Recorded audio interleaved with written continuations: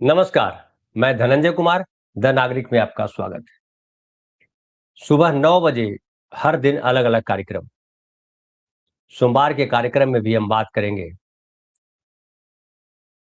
देश की राजनीति जो चल रही है वो किस दिशा में चल रही है, किस तरह से चल रही है, आम आदमी उससे किस तरह प्रभावित है और कानून व्यवस्था, न्याय व्यवस्था की क्या हालत है, इस पर हम बात करेंगे। आज हम बात कर रहे हैं कि बिहार में एक बड़ा चर्चित केस हुआ है, भरत तिवारी कांड जिसको कहा जा रहा है।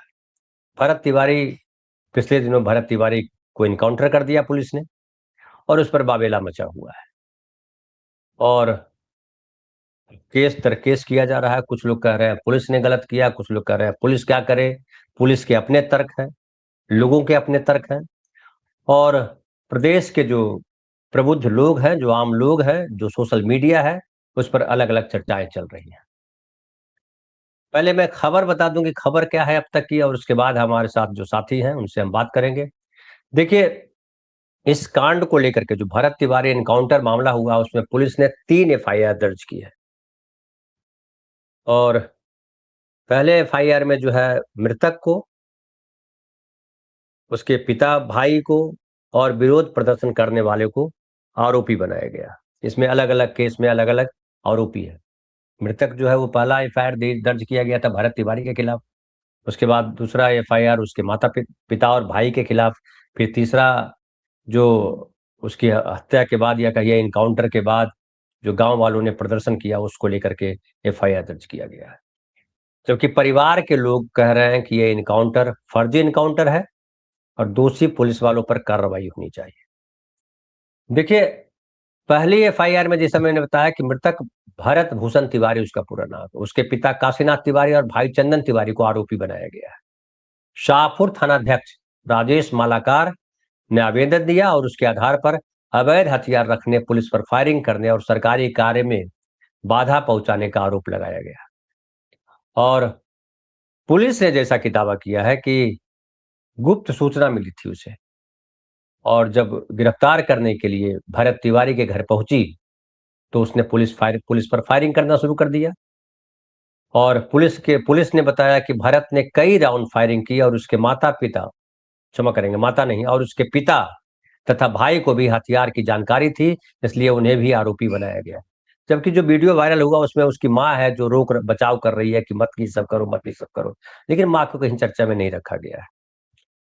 दूसरी तरफ जो दूसरी एफआईआर हुई वो कथित मुठभेड़ को लेकर के दर्ज की गई है और पुलिस का कहना है कि भरत तिवारी हथियार लेकर भाग रहा था और पीछा करने पर उसने पुलिस टीम पर गोलीबारी की और पुलिस ने बताया कि ये जो एक गोली सरकारी वाहन पर भी लगी। कई बार आत्मसमर्पण की चेतावनी देने के बावजूद वह नहीं माना, जिसके बाद आत्मरक्षा में पुलिस ने फायरिंग की और घायल होने के बाद उसे अस्पताल ले जाया गया, जहां उसकी मौत हो गई। अब ये जो है, ये इसमें ये भी है दूसरा पक्ष कि देखिए, भरत तिवारी ने वो जो प्रकरण पूरा चल रहा था लाइव किया था, सरेंडर करने की बात को, और जो उसमें वीडियो में जो दिख रहा है, जो लाइव किया उसमें, कि भरत तिवारी ने पिस्तौल फेंक दी थी और उसके बाद उस पर गोली चलाई गई। अब क्या सच है, क्या गलत है, ये तो जाँच की बात है, लेकिन जो दिखाई पड़ता है दृश्य वो ये है। दूसरी तरफ पुलिस ने ये कहा कि घटनास्थल से एक देसी पिस्तौल, मैगज़ीन, 2 जिंदा कारतूस और 2 खोखे बरामद हुआ है और एफआईआर में भरत द्वारा 10 से 12 फायर राउंड, पुलिस द्वारा 5 राउंड फायरिंग किए जाने का उल्लेख है कि भरत तिवारी ने 10 से 12 राउंड फायरिंग की और पुलिस ने 5 राउंड फायरिंग की। तीसरी जो एफआईआर है उसमें है भरत तिवारी के मौत के बाद जो गाँव वाले प्रदर्शन किए और एनएच 922 922 नंबर का जो एनएच है, नेशनल हाईवे है, वहाँ पर लोगों ने प्रदर्शन किया और उसको लेकर के इस मामले में बेलौटी पंचायत के मुखिया बलिराम यादव समेत 14 लोगों को नामजद किया गया है। मतलब पुलिस ने उनके नाम के अनुसार रिपोर्ट लिखी है और जबकि 50 से अधिक अज्ञात लोगों को भी आरोपी बनाया गया है। उसके बाद पुलिस की इस कार्रवाई के बाद स्थानीय और लोगों में और परिवार में भारी नाराजगी बताई जा रही है। लोग आंदोलित हैं और उनकी मां सुमन देवी ने पुलिस को दिए गए आवेदन में दावा किया है कि उनके बेटे ने पुलिस के सामने हथियार फेंक कर आत्मसमर्पण कर दिया था, लेकिन बावजूद इसके उसे गोली मार दी गई। और इसमें जो जगदीशपुर के डीएसपी हैं, शाहपुर थाना अध्यक्ष हैं, ये सब इसमें शामिल थे और उन पर मुकदमा दर्ज किया जाए हत्या का। उधर बिहार के जो पूर्व मुख्य उप मुख्यमंत्री हैं और नेता प्रतिपक्ष जो आज है तेजस्वी यादव, उन्होंने प्रेस कॉन्फ्रेंस किया और बिहार की कानून व्यवस्था और सरकार की कार्यप्रणाली पर सवाल उठाए, आरोप लगाए। और उन्होंने कहा कि जो पुलिस ने भरत तिवारी का इनकाउंटर किया है वो फेक है। ये आज तक के हवाले से मैं आपको बता रहा था। दूसरा, बीबीसी ने भी जो लिखा है उसके हवाले से भी मैं कुछ बात बता दूं, और ये मैं बता रहा हूं कि ताकि आपको पूरी न्यूज समझ में आ जाए कि क्या है, उसके बाद हम विश्लेषण करेंगे। बीबीसी की रिपोर्ट के अनुसार भारत भूषण को मंगलवार को पुलिस ने मानसिक अस्वस्थ बताया था। जो वीडियो एक पहला वायरल हुआ था जिसमें पिस्तौल लिया हुआ है, पुलिस वाले दूर खड़े हैं, एक पुलिस वाला वहां बैठा हुआ है, उसकी माँ बीच बचाव कर रही है कुछ, उसमें पुलिस ने कहा था कि वो मानसिक रूप से अस्वस्थ है। अब हालांकि इसकी बड़ी आलोचना हुई थी कि पुलिस जो है कमजोर है, पुलिस फलाना है, अरेस्ट नहीं कर सकी, वगैरह वगैरह। उसके दूसरे दिन जो है फिर पुलिस वहां गई और उसका इनकाउंटर किया गया। हालांकि कहा गया कि जांग में गोली मारी गई है और उसके बाद अस्पताल ले जाया गया जहां उसकी मृत्यु हो गई। अब भोजपुर के एसपी की ओर से जो प्रेस रिलीज जारी किया गया उसके अनुसार पुलिस टीम द्वारा खुद और लोगों की सुरक्षा के लिए गोली चलाई गई थी, जो भारत भारत भूषण के क्षमा करेंगे जो भरत भूषण के पांव में लगी। हालांकि गोली लगने से पहले भरत भूषण ने अपने फेसबुक अकाउंट से जो लाइव किया था उसमें यह दिख रहा है कि उन्होंने अपनी पिस्टल पुलिस की तरफ फेंक दी थी। लेकिन बीबीसी लिख रहा है कि बीबीसी इस वीडियो की सत्यता की पुष्टि नहीं करता, वो जांच में पता चलेगा। और इसमें यह है कि जो शाहपुर थाना क्षेत्र में बिलौटी गांव है वहीं का ये रहने वाला रहा भरत तिवारी। और कुछ दिन पहले उसने अपने फेसबुक पोस्ट पर सरकारी कामकाज के तरीके पर नाराजगी जताई थी और एक अधिकारी का इनकाउंटर करने की भी बात कही थी फेसबुक पर। और उसके बाद पुलिस कहते हैं कि इसी के बाद पुलिस जो गुप्त सूचना जो हम पहले आज तक वाले रिपोर्ट पे देख रहे थे, गुप्त सूचना के आधार पर उसमें यही थी, जानकारी थी बीबीसी के अनुसार कि फेसबुक पर उसने लिखा था कि हम ये अधिकारी का इनकाउंटर कर देना चाहिए। और इसके बाद पुलिस वहां गई और पुलिस जाने के बाद जो है पहले दिन की घटना हुई जिसमें पिस्टल निकाल लेता है, माँ बेटे को समझाती है। और उसके बाद बीबीसी ने एक वहां के लोकल पत्रकार नेहा गुप्ता है उनके हवाले से बताया है कि भरत 3 दिन तक पुलिस को चुनौती देते रहे। कई बार उन्होंने फेसबुक लाइव किया, पुलिस पर गोली चलाई। उनकी मांग थी कि जो वादा नेता और अधिकारी लोगों से करते हैं उन्हें उसे पूरा करना चाहिए। और पिछले साल बाढ़ के दौरान हुए कटाव का मुद्दा उठा रहे थे। तो जमनिया एक गांव है भोजपुर में, वो गांव बह गया था पूरा बरस बाढ़ में, नदी के कटाव में, उसको लेकर के ये बात कर रहे हैं जो इस पर सरकार की तरफ से कदम नहीं उठाए जाने से नाराज थे वो। और वो इलाके में सामाजिक कार्यकर्ता के तौर पर सक्रिय थे। उधर देखिए एक और हैं जो अब बाबा बन गए हैं कि डीजीपी थे बिहार के कभी, गुप्तेश्वर पांडे। उन्होंने कहा कि इस जो इनकाउंटर हुआ है उससे पुलिस प्रशासन की कार्यप्रणाली पर गंभीर सवाल खड़े होते हैं। और उन्होंने भी इसे एक फर्जी एनकाउंटर कहा। गुप्तेश्वर पांडे ने कहा कि भरत कोई डाकू, चोर, लुटेरा, हत्यारा, रंगबाज, आतंकवादी नहीं था, उसका कोई आपराधिक इतिहास नहीं था और वो केवल जमनिया गांव के विस्थापितों और स्थानीय लोगों की समस्याओं को सरकार तक पहुंचाने वाला एक आम नागरिक था। हालांकि उन्होंने माना कि मृतक के विरोध करने का तरीका गलत हो सकता था, लेकिन उसका उद्देश्य पवित्र था। तो ये जो है ये बीबीसी नहीं कह रहा है, ये दूसरी एक फेसबुक रिपोर्ट के हिसाब से, फेसबुक पोस्ट के हिसाब से मैं आपको बता रहा हूँ। फिर ये भी है कि पांडे ने कहा कि उस व्यक्ति जो है हथियार फेंक दिया था, सरेंडर कर दिया था, पूरी तरह निहत्था था, तब पुलिस ने उस पर गोलियों की बौछार क्यों की। बहरहाल उधर जो आप एक और वीडियो वायरल हो रहा है जिसमें मुख्यमंत्री जो है, जो सम्राट चौधरी है, सम्राट चौधरी ने एक बयान दिया था कि एनकाउंटर को लेकर के, और उसमें उन्होंने कहा था कि पुलिस विभाग की कई मीटिंग्स के साथ साथ पब्लिक मीटिंग में भी सम्राट चौधरी कहते रहे हैं कि बिहार में कानून से कोई खिलवाड़ नहीं कर सकता, जो कोई भी पुलिस को चैलेंज करेगा उसे 48 घंटे में जवाब मिलेगा। तो कानून व्यवस्था से कोई खिलवाड़ नहीं कर सकता तो पुलिस कैसे खिलवाड़ कर सकती है, ये भी सवाल है। कानून व्यवस्था अगर पुलिस अपने हाथ में ले लेगी कि किसी को हम इनकाउंटर कर देंगे, वही जज बन जाएगी पुलिस, तो गड़बड़ है। लेकिन एनकाउंटर इस देश की हकीकत है। और पिछले साल 2022 साल 2022 में लोकसभा में गृह मंत्रालय द्वारा दिए गए एक जवाब के मुताबिक साल 2017 से 2022 के बीच बिहार में पुलिस के एनकाउंटर में 22 मौतें हुई थी। 5 साल में 22 मौतें हुई थी। पूरे देश की बात करें तो पुलिस एनकाउंटर में 655 मौतें हुई थी। मतलब एनकाउंटर पूरे देश में होते रहे। तो ये है पूरी खबर। अब इस खबर पे क्या और खबर है, इसके लिए हमारे साथ हैं, देखिए, संजीव भाई हैं। आप संजीव भाई को जानते हैं। संजीव भाई नमस्कार, आपका स्वागत है। संजीव चंदन जी जो है वो वरिष्ठ पत्रकार हैं और उनका चैनल है स्त्रीकाल, जिसके संपादक है, जिसमें स्त्री विमर्श को सबसे आगे रखते हैं, लेकिन पॉलिटिकल विमर्श पे भी बात करते हैं। और बिहार में, चूंकि पटना में रह रहे हैं इन दिनों, इसलिए बिहार में क्या चल रहा है उनके पास सारी जानकारियां रहती हैं। उनके सूत्र लंबे हैं, उनके हाथ बड़े लंबे हैं बिहार में। संजीव भाई, आपकी टिप्पणी की है हमने, तो न्यूज जो है वो जो घटनाक्रम पूरा है वो हमने बतला दिया जो मीडिया में है। आपको क्या खबर है, क्या हुआ ये? हाँ धनंजय जी, देखिए, चूंकि इसमें ये पिछले दिनों हुए बिहार के एनकाउंटर्स में से एक ऐसा एनकाउंटर है जिसके हाफ पार्ट का जो हिस्सा है वो वीडियो में उपलब्ध है। तो जब गोली मारी गई है उसका वीडियो नहीं है, लेकिन भरत तिवारी के सरेंडर किए जाने तक का तो वीडियो है। तो इससे स्पष्ट होता है कि लड़के ने सरेंडर कर दिया। अब पुलिस की थ्योरी है कि उसके बाद भी वो कमर में उसने पिस्टल रखा हुआ था और फिर हमला कर दिया। तो ये थ्योरी बहुत पुलिस थोड़ा लचर ढंग से, देखिए, एनकाउंटर्स में कई बार जो फेक एनकाउंटर होते हैं उसकी कहानियां यदि पुलिस कायदे से बना लेती है तो फिर गुप्तेश्वर पांडे जैसा जो एसपी से अब बाबा बन गए हैं, किस्मत राजनीति में भी आजमा चुके हैं। वो डीजीपी रहे, डीजीपी होकर के इस्तीफा दिया था चुनाव लड़ने के लिए, नहीं मिल सका टिकट, आईपीएस फिर बाबा बन गए। हम लोग लेमन है, आईपीएस को एसपी ही समझते हैं। तो आईपीएस से बाबा बन गए हैं और बाबा से जो है उसके पहले राजनीति करते रहे। इनकी कार्यप्रणाली को लेकर के भी बहुत कहानी है, उसमें भी क्या जाया जाना। लेकिन यदि इस कहानी को, इस एनकाउंटर की कहानी अच्छे से पुलिस ने लिख दी होती तो गुप्तेश्वर पांडे जैसे लोग ये नहीं कहते कि ये इस पे पुलिस ने काम अच्छे से नहीं किया। क्या जो उनका स्टेटमेंट है वो लगभग इस पर भी इशारा करता है कि अच्छे से यदि डायरी लिख दी गई होती तो सब ठीक था।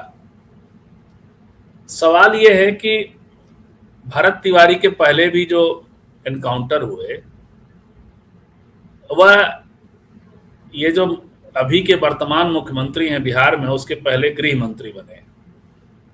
पुलिस इनके हाथ में थी नीतीश जी के समय में, और अपनी कथित स्ट्रांग छवि के लिए इन्होंने एनकाउंटर्स को बढ़ावा दिया।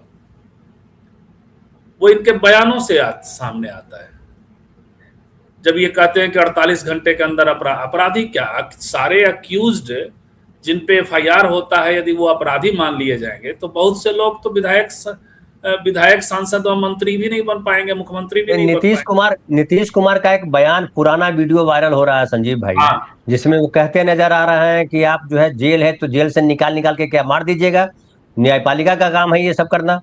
जी जी, तो ये चूंकि उस समय नीतीश जी महागठबंधन के साथ थे और लगता है कि ये मुख्तार अंसारी वाले मसले पे उनका बयान आया है, ऐसा लगता है, या उसके आगे पीछे का।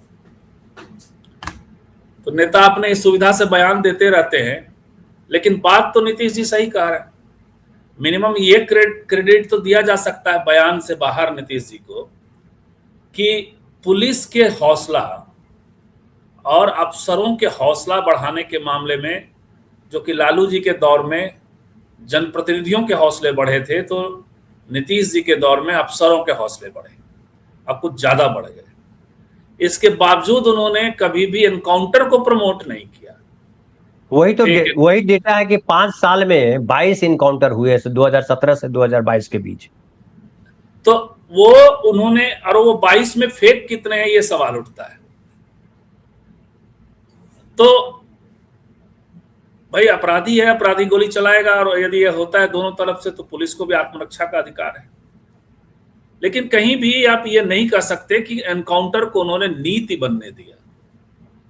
लेकिन सम्राट जी जब गृह मंत्री बने तब से ही उन्होंने इसको नीति की तरह और तरह तरह के की भाषा में, जो उनकी पॉलिटिकल ट्रेनिंग से भाषा वो नहीं विकसित होती है। उनकी पॉलिटिकल ट्रेनिंग राष्ट्रीय जनता दल वाली है, और पिता शक्ति चौधरी के आप इतिहास दर्शक जानते हैं सब। तो दर्शक नहीं कहना चाहिए, जो भी वीडियो को देखते सुनते हैं। आपका शब्द मैंने लिया हुआ है, right side outside panelist, outside panelist. तो जितने लोग हैं, और हम चूंकि नागरिक है इसलिए हम कह सकते हैं जो नागरिक हमारा कार्यक्रम देख रहे हैं, तो वो इस बात को समझते हैं कि ये वाली भाषा जो है वो भी एक खास स्कूल से आता है, जिसके प्रोडक्ट योगी जी हैं, जिसके प्रोडक्ट और दूसरे लोग हैं। तो ये है, इसको समझना होगा।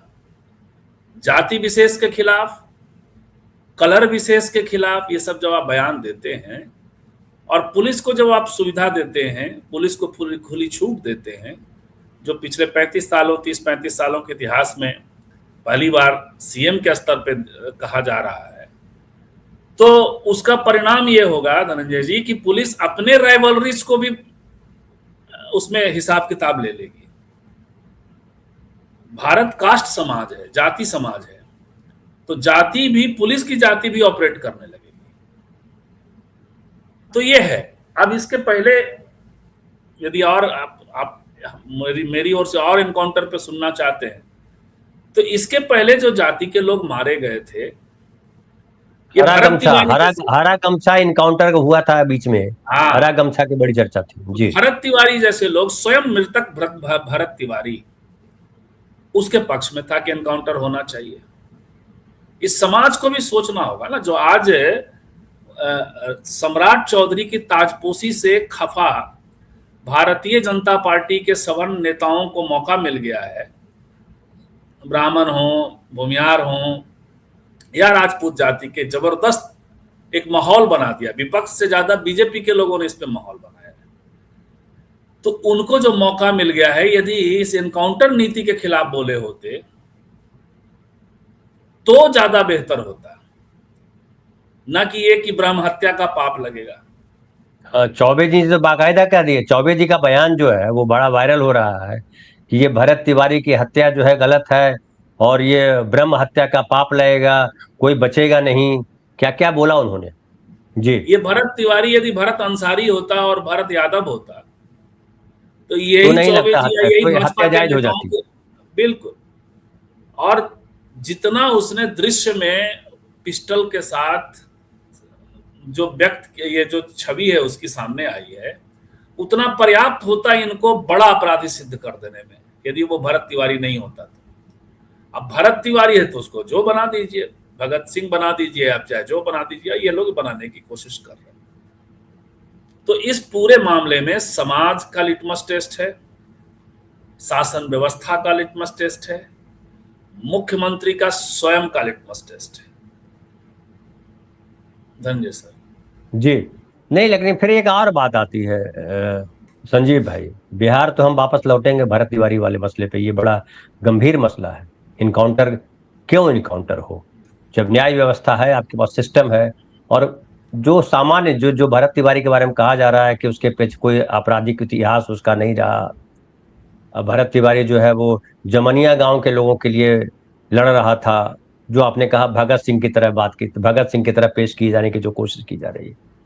लेकिन पिस्तौल लेकर के आप पुलिस को पिस्तौल दिखाएंगे, इसको तो भी जायज नहीं ठहराया जा सकता है, क्योंकि आप जिस समाज में रह रहे हैं, जिस व्यवस्था में रह रहे हैं, उसमें पुलिस की अलग भूमिका है। लेकिन पुलिस ने जो किया उसको भी जायज नहीं ठहराया जा सकता कि आप इनकाउंटर कैसे कर दोगे आप। लेकिन यही जब उत्तर प्रदेश में जब कांड हो रहा होता है, उत्तर प्रदेश में बहुत सारे इनकाउंटर हुए, जो आपने कहा कि अगर वो यादव होता, अंसारी होता, कोई और होता। उत्तर प्रदेश में तो मौर्य कुशवाहा लोगों को भी मारा गया, किस किस को मारा गया, और वहां पे पूरा अश्वनी चौबे भी चुप्पी साध लेते हैं। किसी भाजपा नेता ने कमेंट नहीं किया उत्तर प्रदेश के इनकाउंटर मामले पे। हमने तो नहीं किसी का पढ़ा, आपने पढ़ा हो तो बताइएगा। लेकिन बिहार में इनकाउंटर हो रहा है, हुआ अगर जो गलत है, तो तुरंत सारे आपने कहा कि राजपूत नेता, भूमिहार नेता, फलाना नेता। तो क्या ये इसलिए हो रहा है कि आदित्यनाथ राजपूत नेता है और ये जो है कोयरी नेता है, तो कोयरी को पचा नहीं पा रहे हैं सवर्ण? क्या ये है कारण इसका? नहीं नहीं, ये इसमें दोनों तीनों बात है, ये बात भी है, लेकिन उससे ज्यादा बड़ी बात है। देखिए, भारतीय जनता पार्टी के मुख्यमंत्री हैं योगी जी, और वो जब ये सब कर रहे हैं तो भारतीय जनता पार्टी के ये लोग, चूंकि ये इसी तरह के सोच समझ के लोग हैं, तो इनको कहाँ कोई समस्या थी। सम्राट चौधरी भी कर रहे थे, और सम्राट चौधरी के की ताजपोशी से इनको समस्या जरूर रही है, लेकिन एनकाउंटर पर ये तब तक चुप थे जब तक तिवारी नहीं मारे गए। तो ये संयोग हुआ कि तिवारी मारा गया। अब तिवारी मारा गया तो फिर नेचुरल है कि ये मसला, यहां से चीजें खड़ी होती। नहीं, लेकिन आप याद कीजिए कि उत्तर प्रदेश में ब्राह्मण भी मारे गए, उस समय तो बड़ा हंगामा हुआ। वही ले जाना चाह रहा हूं कि जब ब्राह्मण मारे गए तो हंगामा हुआ वहां। जब लखनऊ में एक हत्या हुई तो उस वक्त भी पुलिस ने उसको एनकाउंटर जैसा कुछ करने की कोशिश की, तो योगी आदित्यनाथ को 50 लाख रुपया देना पड़ गया था। तो ये है, देखिए, अपराधी कहेंगे किसको, ये सवाल बनता है ना। जिसपे एफआईआर हो जाएगा वो सब अपराधी होगा, तो योगी आदित्यनाथ पर भी तो एनकाउंटर हो सकता था ना, उनका भी एफआईआर तो उन पर भी हुए हैं। 17 मामले थे, खुद हटा लिए अपने, खुद हटाया उन्होंने। और इस पे भी है अपने, ये सम्राट चौधरी पे भी एफआईआर है, जो लगातार पीके बोलते रहते हैं। तो पूरा उस एफआईआर का रोना ही रोते हैं। तो एफआईआर के आधार पे अक्यूज्ड को अपराधी मान करके आप इस नीति को अपनाएंगे कि उनका पिंडदान गया में होगा, तो उसका प्रतिफल ये होगा। और इस पर यदि आप ताली बजाएंगे या चुप्पी रखेंगे तो ये परिणाम तो आएंगे, जो परिणाम अभी आया है। लेकिन संजीव भाई, एक मैं सवाल, एक और समय हो ही रहा है, मैं एक आखिरी सवाल कर दूं आपसे। क्या आपको लग रहा है कि पुलिस इस तरह के जो इनकाउंटर होते हैं उसमें पुलिस की अपनी दादागिरी होती है या पॉलिटिशियन का भी निर्देश होता है? आप क्या इसको समझते हैं? पुलिस की अपनी दादागिरी नहीं हो सकती। पुलिस की दादागिरी उतनी होती है जितना हथियार बोलता है या जितना पावर बोलता है, लेकिन जब उसको प्रोटेक्शन मिलेगा और नीति के तौर पर जब उसको ये थमा दिया जाएगा ये हथियार, तब वो ज्यादा दादागिरी में तब्दील होगा। और तब उनकी अपनी दादागिरी, उनके अपने अपने लोग के साथ, जो हमने पहले राउंड में कहा, उनका अपना कास्ट, उनका धर्म, सब काम करने लगता है। इसीलिए इन सारे व्यवस्थाओं पे एक पॉलिटिकल कंट्रोल जरूरी होता है ना धनंजय जी। मैं क्लासिक उदाहरण दे रहा हूं, कहीं दूर जाने की जरूरत नहीं है। नीतीश जी अभी इस हालत में नहीं है कि इस पर कुछ बात कर सके, लेकिन नीतीश कुमार ने अफसरों का मन बढ़ाया, अफसरों पर सिस्टम को छोड़ा, लेकिन उन्होंने उसका एक डोर खींच के रखा, पुलिस राज में तब्दील नहीं होने दिया। पुलिस की दबंगई को एक इस दिशा में नहीं जाने दिया। उनकी आप आलोचनाएं इस पुलिस को अतिरिक्त छूट देने, अफसरों को अतिरिक्त छूट देने की कर सकते, लेकिन उसका एक थीन लाइन को क्रॉस नहीं होने दिया उन्होंने। इन्होंने थीन लाइन रहने ही नहीं दिया। उसी थीन लाइन को आते ही पहले गृह मंत्री बनते ही मिटाया, और फिर जब सीएम बन गए तो खुला खेल हो गया। नहीं, तो ये बड़ा अच्छा मोड़ ला दिया है। एक और सवाल, सब सवाल जिसको कहते हैं, सब क्वेश्चन, एक दूसरा क्वेश्चन, कि क्या आपको लगता है कि थीन लाइन की बात कर रहे हैं? हालांकि देखिए, नीतीश कुमार भी जब शुरुआत में आए तो बहुत इनकाउंटर हुए थे बिहार में, कोई 2-4 लोग नहीं मारे गए थे, बहुत लोग मारे गए थे। कई लोगों का तो पता नहीं चला कि कहाँ चला गया, गायब हो गया, कोई चर्चा उसकी नहीं हुई। लेकिन जो थिन लाइन की बात आपने कही कि वो उसको वैसे भी कहा जा सकता है कि वीणा के तार को इतना न कसो कि टूट जाए, और इतने ढीले भी ना छोड़ो कि जो है वो स्वर न दे, स्वर न निकले उससे। क्या आपको लग रहा है थिन लाइन की जो बात की है उसको लेकर के, कि सम्राट चौधरी या बीजेपी, केवल सम्राट चौधरी नहीं, या बीजेपी जो अभी बीजेपी के पास लीडरशिप है, वो चाहे वो मध्य प्रदेश हो, चाहे वो महाराष्ट्र हो, चाहे वो उत्तर प्रदेश हो, चाहे उत्तराखंड हो, चाहे असम हो, चाहे पश्चिम बंगाल हो, इन तमाम प्रदेशों में एक देखने को मिल रहा है कि वो थिन लाइन जो है वो गायब कर दी है। सम्राट चौधरी जो बयान दे रहे हैं, बीजेपी के तमाम मंत्रियों का वही बयान, प्रधानमंत्री गृह मंत्री का जैसे लगता है यही बयान है। तो क्या वो उनके वो थिन लाइन को समझ नहीं पा रहे हैं, इसलिए ऐसा है कि ऐसा ही समाज चाहते हैं वो? यही तो है। समाज को तो खैर देखिए, समाज अपने हिसाब से, व्यक्ति अपने हिसाब से काम करता है। आपके घर में या कहीं किसी के घर में घटना घटती है तो उसका इमीडिएट रिएक्शन, उसका तो 0 पॉइंट सम % होगा जो न्यायिक विवेक से बात करता है। अदरवाइज खून के बदला खून, आंख के बदले आंख।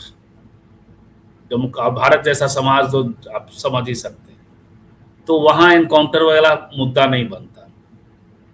नीतीश जी जब आए, जो एनकाउंटर्स हुए, वह उनकी नीति नहीं बना था, वही थीन लाइन है। सीएम के तौर पे एनकाउंटर्स को जस्टिफाई नहीं किया था।